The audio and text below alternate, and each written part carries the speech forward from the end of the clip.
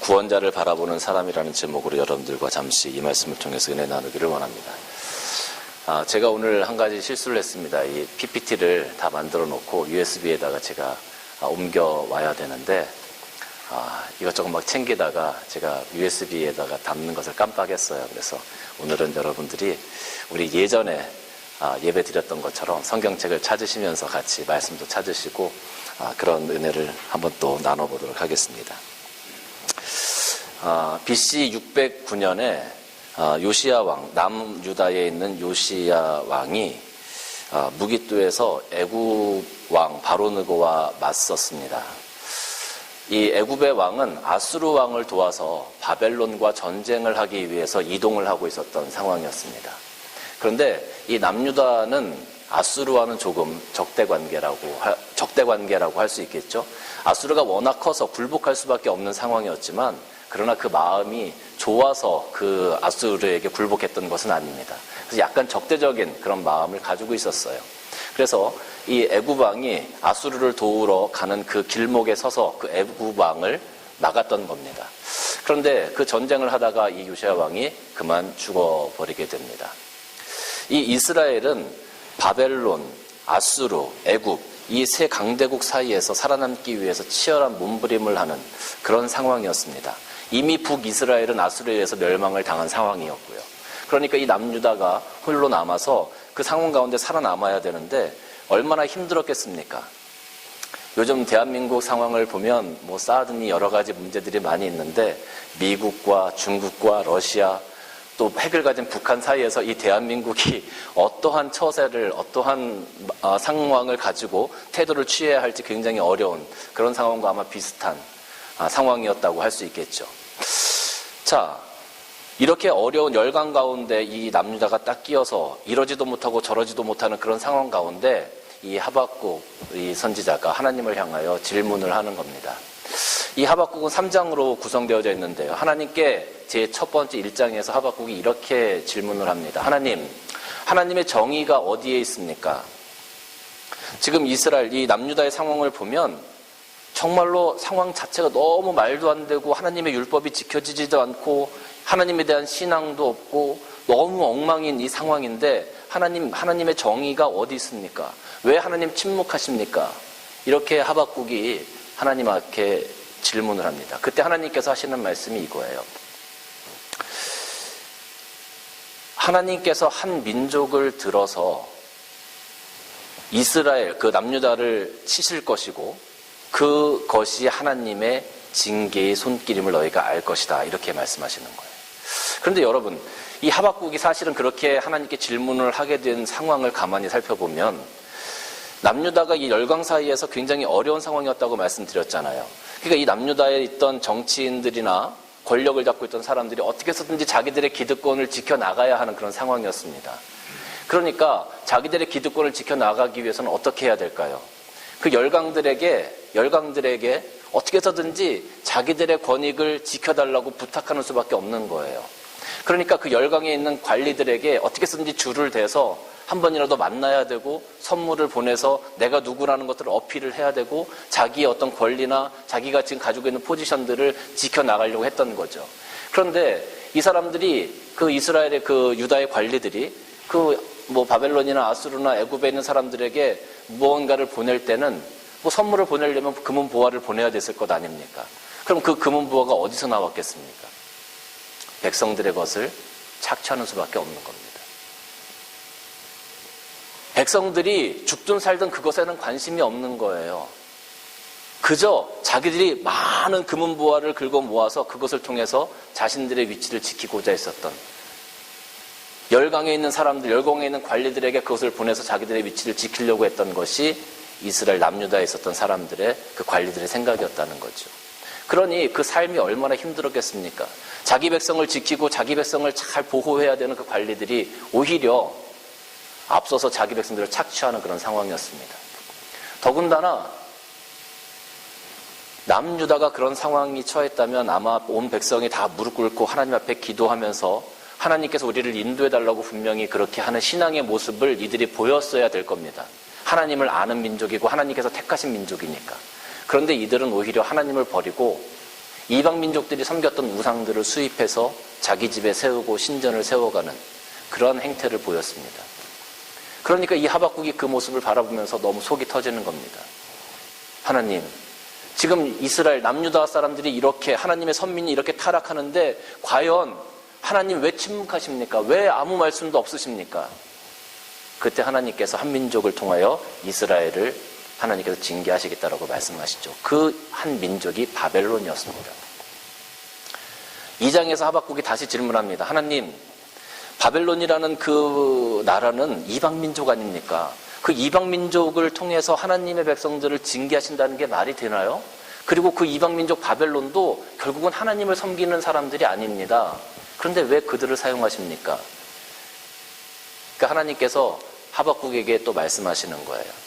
그래, 그 이방 민족을 사용하지만 그들 역시 자기들이 힘을 의지했던 민족들이고 하나님을 의지하지 않고 자기들이 가진 힘을 의지하고 하나님께서 허락하신 것보다 훨씬 더 잔인하고 월권을 행사해서 주변 민족들을 정복했기 때문에 그들 역시 하나님의 징계를 받게 될 거다.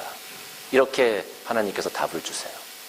그러나 3장으로 넘어가면 하박국이 하나님을 찬양하기 시작합니다.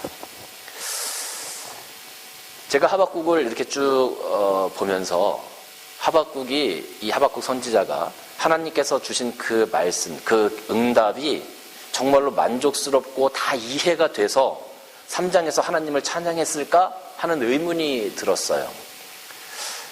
하나님께서 하시는 그 일들을 하박국이 정말로 다 이해를 하고 100% 다 이해를 하고 만족스러워서 하나님을 찬양했을까?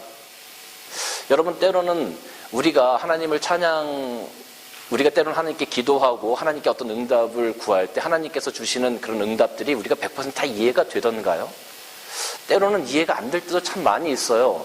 그런데 때로는 우리가 이해가 안 되더라도 우리는 그냥 그 자리에 서서 하나님의 응답을 기다릴 때가 종종 있죠. 하박국도 아마 그런 마음이 아니었을까 싶어요. 100% 다 이해가 돼서 하나님을 찬양했던 게 아니라 하나님께서 하시는 그 말씀을 듣고 내가 이 자리에서 기다리면서 하나님께서 행하실 것을 믿음으로 고백하면서 하나님을 찬양했던 것이 아닐까, 그런 생각이 드는 거죠. 왜 그러냐 하면 하박국 2장 20절 말씀을 같이 한번 보겠습니다.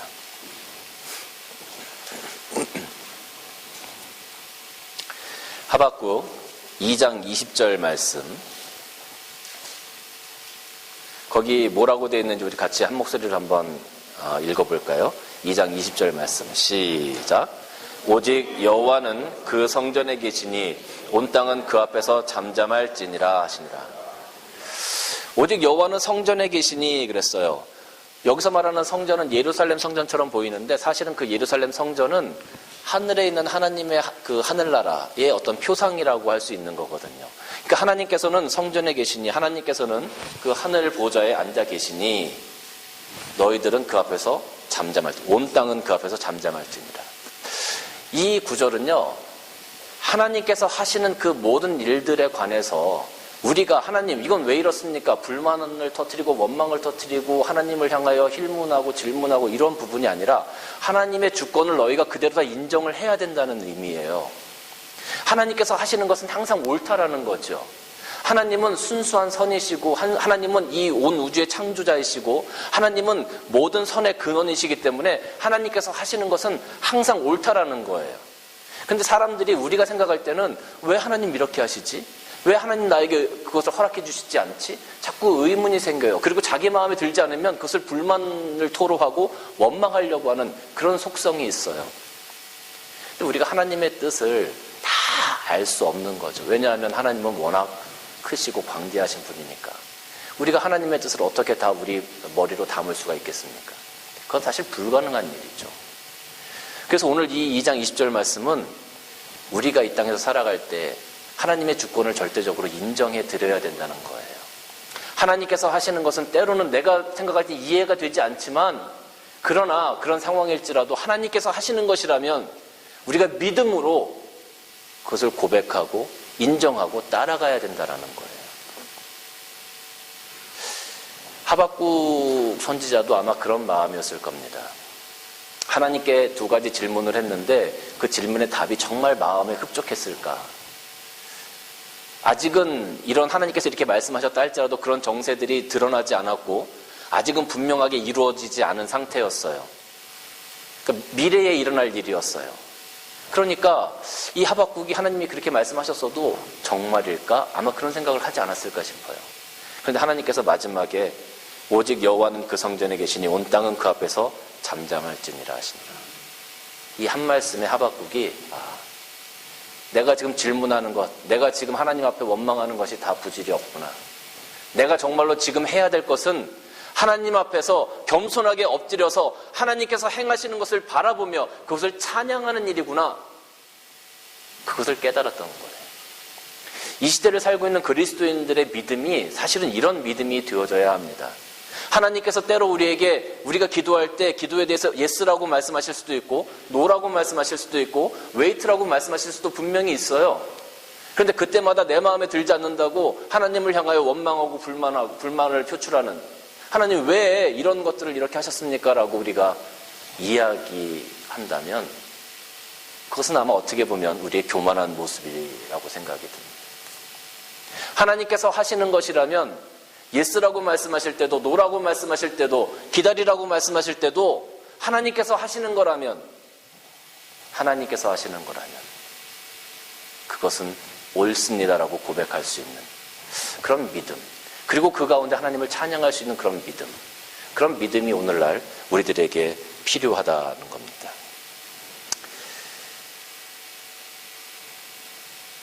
질그릇이 자기 그릇을 만든 토기장이에게 왜 나를 질그릇으로 만들었습니까? 나는 은그릇이 되고 싶은데, 나는 금그릇처럼 귀하게 쓰임받는 그릇이 되고 싶은데 왜 나를 이런 질그릇으로 만들었습니까?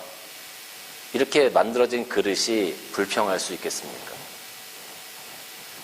토기장이가 원하는 대로 질그릇도 만들고 은그릇도 만들고 또 질그릇의 모양을 이렇게도 만들고 저렇게도 만드는 것 아니겠습니까? 그것에 대해서 왜 나를 이렇게 만들었냐고, 왜 내 모양을 이렇게 해놨느냐고 그 그릇들이 토기장이를 향하여 원망할 수 있겠냐는 거예요. 말이 안 되는 거죠. 하나님께서 행하시는 것, 하나님의 주권을 우리가 인정해드리지 않는 것은 결국 우리의 교만이라는 거예요. 하박국은 그것을 분명히 알았던 겁니다. 그래서 하나님을 찬양할 수밖에 없었던 거죠. 이 한 구절에 2장 20절 여호와는 그 성전에 계시니 온 땅은 그 앞에서 잠잠할지니라, 이 한 구절에 그냥 푹 쓰러졌던 거예요. 자기가 어떤 태도를 취해야 하는지, 자기가 믿음인으로서 어떤 모습을 가져야 하는지 하박국은 이 한 구절에서 그냥 쓰러졌던 겁니다. 그렇구나. 내가 지금 해야 될 것은 하나님을 향하여 원망하거나 힐문하는 것이 아니라 내가 이곳에서 하나님을 찬양하는 겸손의 모습, 무엇을 하시든지 하나님의 주권을 인정해드리는 그런 믿음의 모습이구나라는 것을 이 하박국은 깨닫게 된 것이죠. 그런데 이 하박국의 찬양을 가만히 보면 이제 본문으로 들어가겠습니다. 17절 말씀 보면 비록 무화과 나무가 무성치 못하며 포도나무에 열매가 없으며 감람나무에 소출이 없으며 밭에 먹을 것이 없으며 우리의 양이 없으며 외양간에 소가 없을지라도 나는 여호와로 말미암아 즐거워하며 구원의 하나님으로 말미암아 기뻐하겠다. 이렇게 찬양을 하고 있어요. 여러분, 이게 가능할까요? 이게 어떻게 보면 세상적으로 보면은요, 참 바보 같은 삶이라고 저는 생각이 들어요. 세상 사람들이 보면 이거 좀 미친 거 아니야? 이런 생각을 할 정도로 말도 안 되는 일이라고 생각이 들어요. 우리가 이 성경 말씀 보면서 예전에 그런 얘기도 있었죠. 무화과 나뭇잎이 마르고 포도 열매가 없어도 난 여호와로 즐거워하리. 우리 이 찬양을 많이 불렀었어요, 예전에. 그죠? 안 부르셨었어요? 이 찬양 다 아시죠? 사실 이 찬양을 알면 우리는 올드 세대예요. 요즘엔 이 찬양 잘 안 부르니까 젊은 아이들이 모르더라고요. 근데 어쨌든 우리 이런 찬양 많이 불렀어요. 그런데 이 가사를 가만히 생각해 보면서 우리의 삶을 여기에 적용해 보면 우리가 그냥 노래를 부르고 이 성경을 읽었을 때보다 훨씬 더 이 마음에 와닿는 부분이 있어요. 조금 이것을 한번 바꿔보겠습니다. 비록 무화과 나무가 무성하지 못하며 포도나무에 열매가 없으며 감람나무에 소출이 없다. 농부가 1년 동안 열심히 농사를 하는 겁니다. 열심히 농사를 해줬는데 거둘 만한 게 없어요. 태풍이 오고 가뭄이 와서 그 모든 것들이 다 쑥대밭이 되어져 버린 거예요. 거둘 게 없어요. 여러분들이 1년 동안 열심히 여러분들의 사업을 하고 비즈니스를 하고 직장을 다녀요. 그런데 여러분들 손에 줄 것이 하나도 없다는 거예요. 여러분들이 밤낮 일하고 새벽같이 나가서 열심히 애를 쓰고 힘썼음에도 불구하고 여러분들이 하고 있는 사업이 점점 기울어져 가요.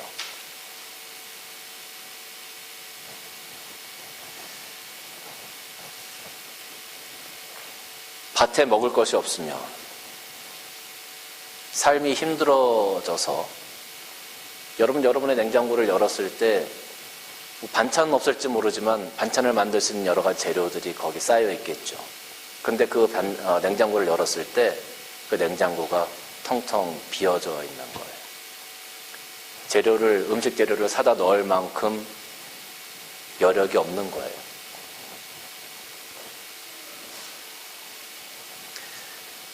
우리의 양이 없으며 외양간소가 없을지라도 여러분의 통장의 잔고가 다 떨어져서 마이너스가 되어져 갑니다.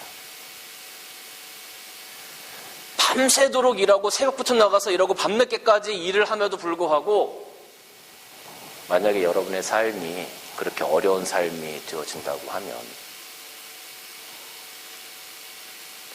누구나 하나님을 향하여 원망할 수 있지 않겠습니까? 누구나 하나님을 향해서 불만을 표출할 수 있지 않겠습니까? 하나님, 내가 이렇게 열심히 살고 내가 이렇게 열심히 신앙생활하고 믿음 지키려고 몸부림치는데 하나님 왜 나에게 이런 삶을 허락하십니까? 왜 나를 이렇게 힘들게 하십니까? 우리 많은 사람들이 그렇게 하나님을 향하여 이야기할 수 있지 않겠습니까?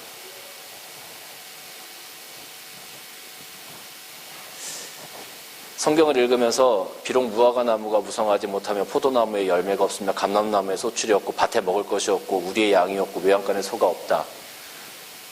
우리 늘 피상적으로만 생각을 하잖아요. 근데 이것을 우리 삶 가운데 정말 내 삶 가운데 이걸 가져와서 여러분 삶이 만약에 이러한 삶이 되어졌다고 한다면 하나님을 찬양할 수 있겠느냐는 거죠. 만약에 그런 상황에서 하나님을 찬양하고 다니는 사람이 있다면 세상 사람들이 보고 저거 미친 거 아니야? 아니 어떻게 저런 상황에서 하나님을 찬양하고 감사한다고 노래를 부르고 다녀? 미친 사람 아니야? 바보 아니야? 세상은 우리를 향하여 분명히 그렇게 손가락질할 겁니다.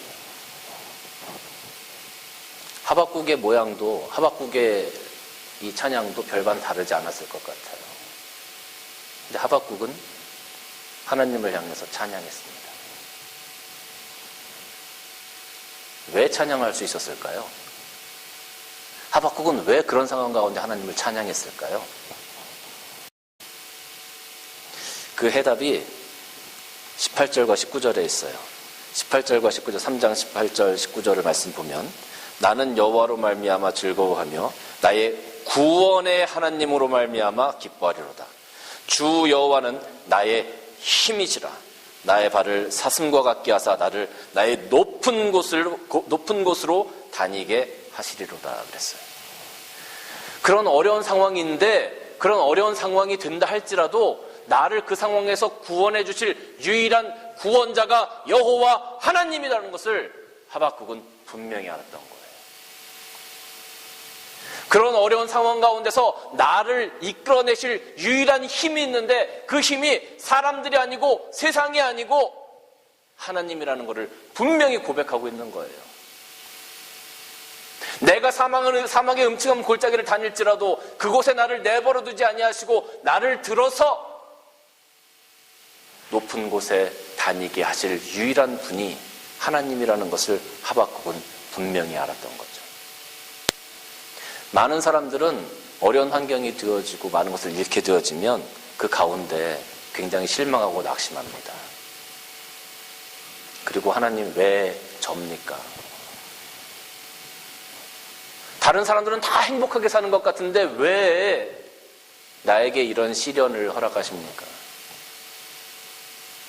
제가 뭘 그렇게 잘못했습니까? 왜 접니까?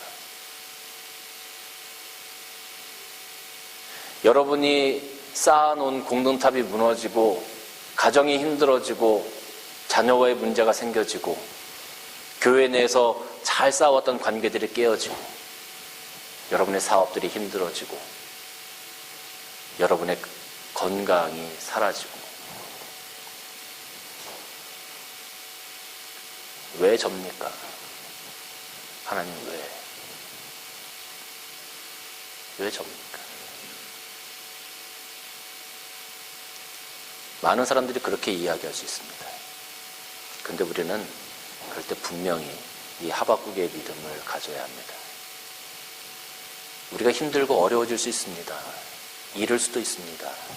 그러나 그것이 끝이 아니란 말입니다. 우리에게는 하나님이 계시기 때문에 그래요.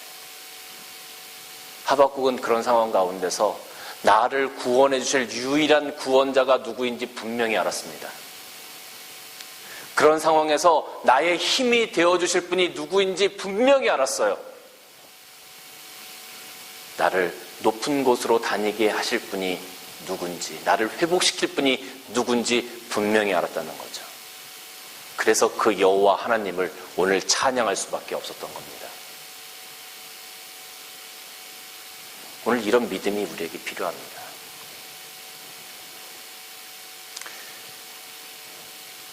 때로는 내가 가진 것을 잃을지라도, 내 마음이 아플지라도, 내가 낙심될지라도, 내가 아플지라도, 내가 어떤 자리에 있을지라도, 이렇게 뭐뭐할지라도 내가 하나님을 찬양할 수 있는 이런 하박국의 믿음, 여러분들 소유하시기를 주님의 이름으로 간절히 축원합니다. 이 믿음이 중요합니다. 우리가 이 땅에서 살다 보면 때로는 삶의 토네이도가 우리 삶을 덮쳐올 때가 종종 있어요.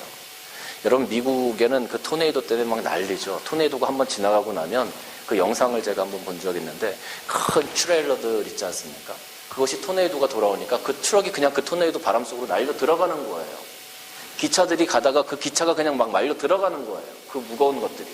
토네이도 바람 앞에. 그 회오리 바람 앞에.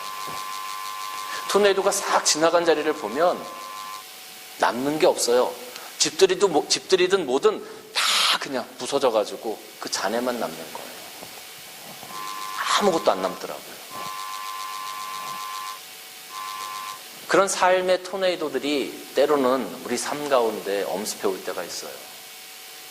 내가 가지고 있던 모든 것들을 다 뺏어가 버리고 정말로 아무 희망도 없고 아무 소망도 없게 만들어 버릴 때가 종종 있다는 거죠.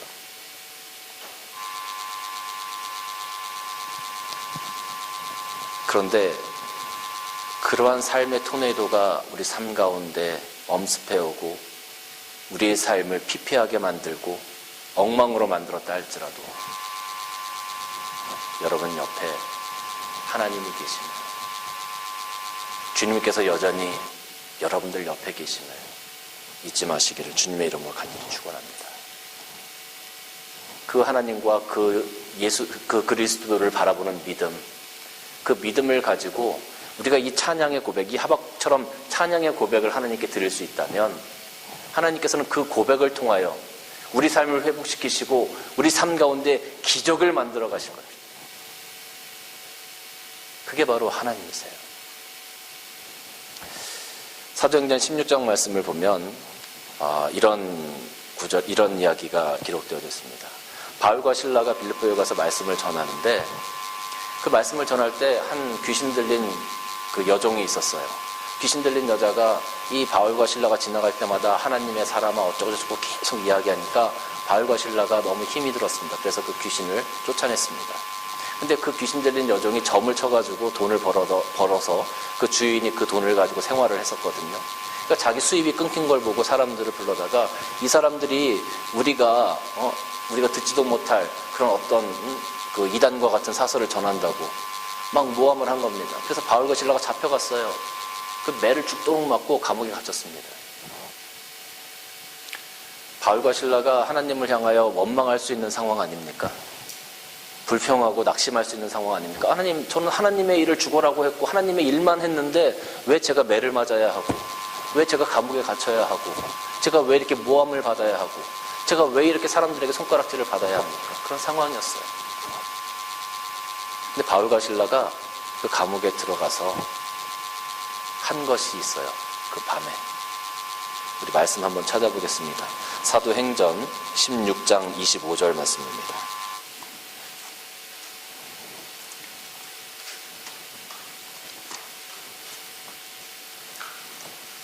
사도행전 16장 25절 말씀.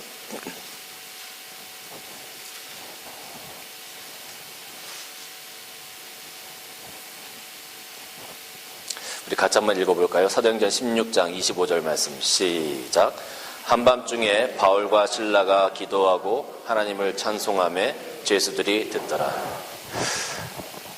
바울과 실라가 하나님을 찬송할 상황이 아니죠. 만약에 여러분들이 이런 상황이라고 한번 생각해 보세요. 아이고 힘들어 죽겠다. 모든 것들 다 그냥 내려놓고 이제 하나님 나는 모르겠습니다.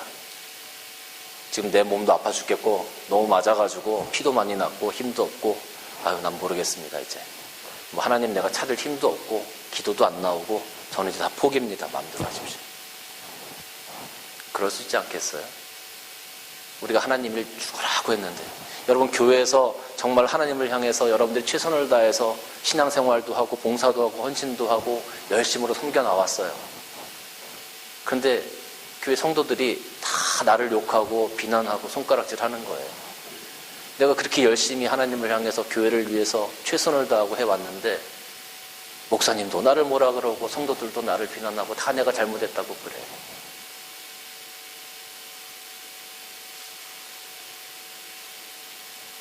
그럼 어떻게 하시겠습니까? 바울과 실라가 그런 상황이에요. 그런 아픔이 있는 상황, 낙심할 만한 상황이고 원망할 만한 상황. 그런데 바울과 실라가 하나님을 향해서 기도하고 그 밤에 찬양했다. 하박국의 모습과 똑같지 않습니까? 바울과 실라가 그 밤에 기도하고 찬양했더니 옥토가 흔들리고 옥문이 열려지고 매었던 착고들이 다 풀려졌습니다. 간수가 깜짝 놀라서 일어났어요. 그리고 옥문이 열려진 것을 바라보면서 죄수들이 다 도망간 줄 알고 그 자리에서 자기가 자결해서 죽으려고 그랬어요. 근데 바울이 이야기합니다. 우리가 다 여기 있다.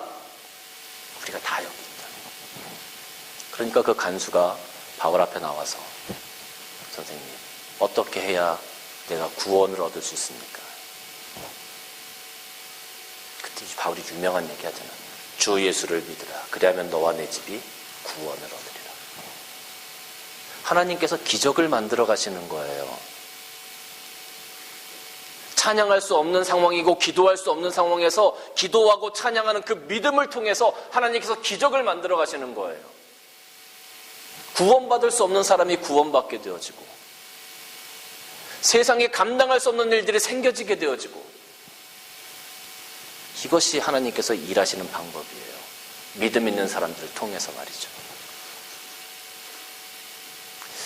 사랑하는 성도 여러분, 저는 우리 산위의 등불교회 모든 성도들께서 이런 하박국의 믿음, 바울과 실라와 같은 믿음을 소유해서 어떠한 상황에서든지 간에 하나님을 향하여 하나님 왜 접니까? 라고 이야기하기보다는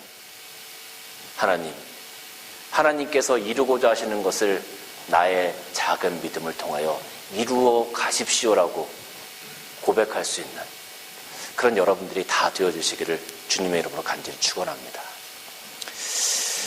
시편 기자는 시편 146편 5절 말씀을 통해서 이렇게 고백합니다. 야곱의 하나님을 자기 도움을 삼으며 여호와를 자기의 하나님으로 삼아 하나님께 소망을 두는 자가 복이 있도다라고 말합니다. 그렇습니다. 사랑하는 성도 여러분, 어떠한 상황에서든지 여호와를 나의 하나님으로 삼고 하나님께 소망을 두고 여호와 하나님께서 나의 구원자, 나의 힘, 나를 높은 곳으로 다니게 하실 자라는 것을 잊지 마시고 원망과 불평과 낙심하기보다는 하나님을 찬양하고 하나님께 기도하며 나아가는 오늘 이 하박국의 믿음을 통해서 하나님께서 행하시는 기적의 삶을 바라보시는 또 경험하시는 여러분들 되시기를 주님의 이름으로 간절히 축원합니다.